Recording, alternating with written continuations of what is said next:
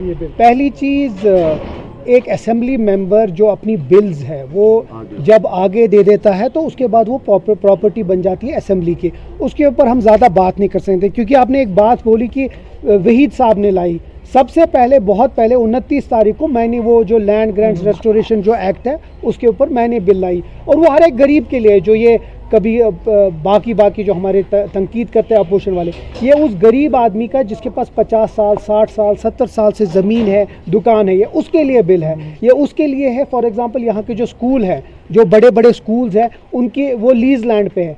जो बड़े बड़े यहाँ के ऑफिसर्स हैं हमारे, जो यहाँ के नाम जिनने कमाए, वो उन स्कूलों से पढ़े हैं। अब हम उनसे वो स्कूल से वो प्रॉपर्टी ले जाइए, उनके लिए ये बिल है। तो मुझे लगता है इसको एक दूसरी रंगत देना बहुत गलत है। और जहाँ तक बिल की बात है, मेरी पूरी उम्मीद है, और मैं फिर से आपकी वसादत से जहाँ की गवर्नमेंट है उसको अपील करूँगा, और हर एक MLA को, कि जो हमारी बिल है वो कोई जानबूझ के कोई फ़ोटो ऑप्स या कंट्रोवर्शियल बिल नहीं है। हम चाहते हैं जो 2022 में इसकी अमेंडमेंट हुई उसको कैंसिल करके जो 1960 की जो बिल थी लैंड ग्रांट्स एक्ट, उसको वापस रेस्टोर करें। तो है वो हिस्सा होंगे हमारे शाम की जो लेजिस्लेचर पार्टी मीटिंग है, उसमें कांग्रेस एक अलायंस का हिस्सा है। कोई रसाकशी नहीं है, हर एक अलायंस में आपस में बातें होती हैं, बातचीत होती है, कभी कोई चीज़ पे इख्तलाफ भी होते हैं, लेकिन मजमूई तौर पे जो नेशनल कॉन्फ्रेंस कांग्रेस और अलायंस है इंडिपेंडेंट्स की, चाहे वो CPIM भी है, हम मजबूत हैं, और ये जो गवर्नमेंट है बराबर 5 साल चलेगी और अच्छे से चलेगी। तो राज्यसभा ये क्या, मैं फिर से वो बात दोहराऊंगा कि जो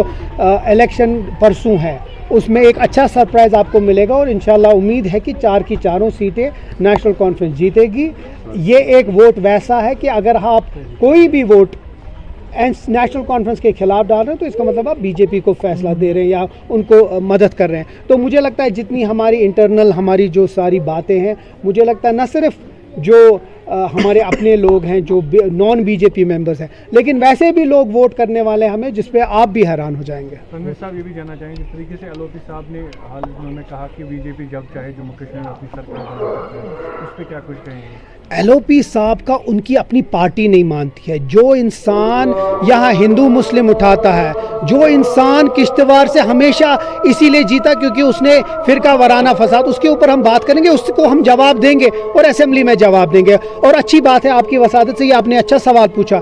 एक चीज़ इससे क्लियर हो गया जब उसने अपने मुंह से बोला कि नेशनल कॉन्फ्रेंस और BJP, तो जो लोग हमें कभी कभी BJP के साथ जोड़ते हैं ना, तो ये एक ही वक्त ये चैप्टर क्लोज हो गया।